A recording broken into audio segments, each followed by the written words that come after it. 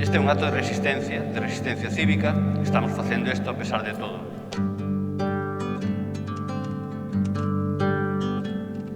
A Virxe de Guadalupe cando vai para a Ribeira. Eu tiña interés en facer este acto porque se trata da presentación de algo máis que un libro. Non é un libro dun autor, non se trata dun libro de ficción, sen máis, senón que é unha historia. Unha historia que foi contada, que lle deu forma a un autor, pero é unha historia que non é miña, neste caso, ni siquiera da familia, dos membros dos descendentes desta familia que proporciona a materia, senón que realmente é unha historia a que temos dereito todos como país, como sociedade, como povo.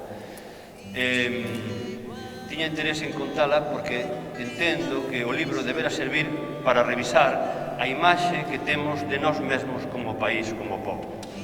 A imaxe reducida e reductora que temos aceptado, que nos fixeron e que nós mesmos temos asumido de sermos un país vencido, sen futuro, un país reducido a unhas certas capas sociais e clases sociais únicamente, un país que non tiña dirección, e iso non é certo. A historia que se conta, precisamente, narra unha historia, pero quere dar unha imaxe de esperanza. A historia, a min polo menos, cando escribía, encheume de orgullo. Por lo tanto, creo que ese orgullo deberan ter os descendentes desa familia, pero deberámoslo ter todas, creo eu, todas as persoas que queremos vivir nun país que teña futuro, que teña esperanza. Sobre que realmente a ilusión con que nos metimos nesto, que unha das persoas que o sabe ben é o meu editor Francisco Alonso, de Edicións Xerais. Francisco Alonso, de Edicións Xerais, fala agora.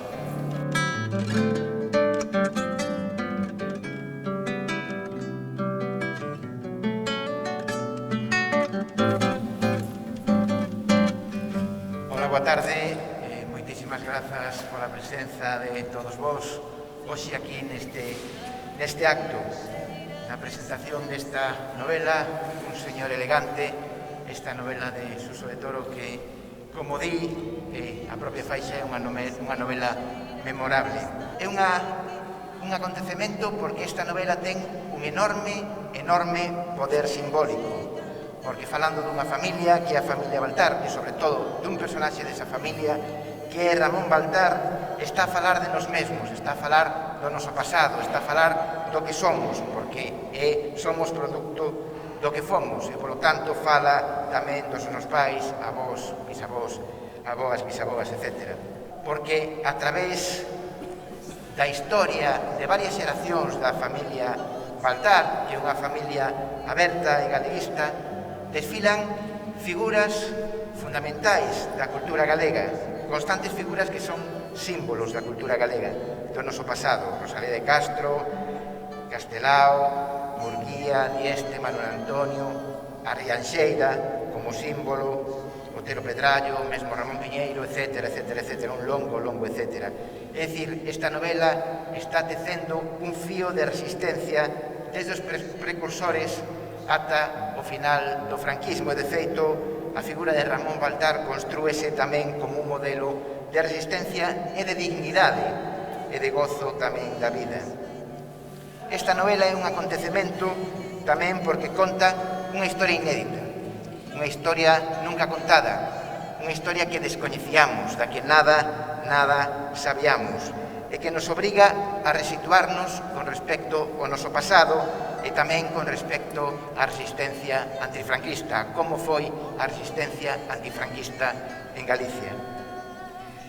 Esta novela é un acontecemento porque está escrita desde a non ficción, é dicir, desde esa forza que concede a realidade, o que realmente sucedeu, o que aconteceu, o que sabemos que foi verdade. E esa forza dalla a non ficción. Esta novela é un acontecemento, sobre todo, porque é unha novela sublime, unha novela chamada a ser lembrada, unha novela chamada a ser nomeada, chamada a ser referenciada na nosa historia literaria, pero tamén na nosa historia, sen adxetivos, na nosa historia. rianxeiros a remolque polo mare. Levan aos rianxeiros a remolque polo mare. En algún momento, na época de Ángel Bartar, a Rianxo, supoño que sería alguén de Rianxo, alcumouna de Atenas de Arousa. Tiña moito a ver pois na presenza de Castelao, de Dieste, de Manuel Antonio, pero tamén da figura dos Baltar que estaban irradiando esa cultura, estaban irradiando esa ciencia desde o seu chalet en Tanxil. Hai que agradecer que este libro rescate esa historia, este libro de Suso, rescate esa historia tan rianxeira, tan de Santiago, tan de Compostela e tan padronesa, para que podamos seguir esa estela, ese coñecemento, esa continuidade.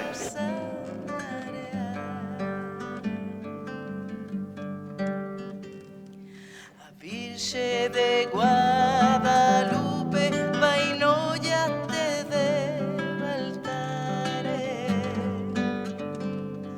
A Virxe de Guadalupe vai no iate de levan aos rianxeiros a remolque polo mare.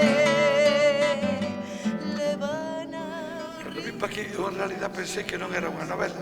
Cando decía o editor que é unha novela, eu pensaba que era máis un traballo de investigación relatado, porque sempre pensas nunha novela como algo no que a imaginación e a fantasía do propio escritor ocupa unha parte moi relevante, e aquí o que hai é un esforzo por parte do escritor en investigar, en conocer o que pasou e en dar a conocer eso que pasou, é dicir, casi como unha especie, de todo caso, de novela histórica que recolle a vida da familia Baltar, especialmente en esos dous grandes personaxes. Suso se centra en Ramón. Me extrañou que aquí, na súa intervención, salientara sobre todo o aspecto médico, porque na novela a impresión que me dá é que o que máis se impresiona é justamente todo o que xurde a partir do ano 36. A Virxe de Guadalupe cando vai parar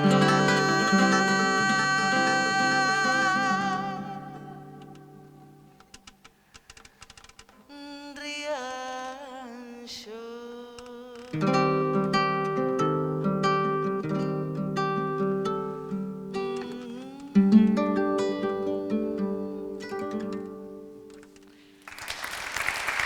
Sergio Danos. Quanto tempo?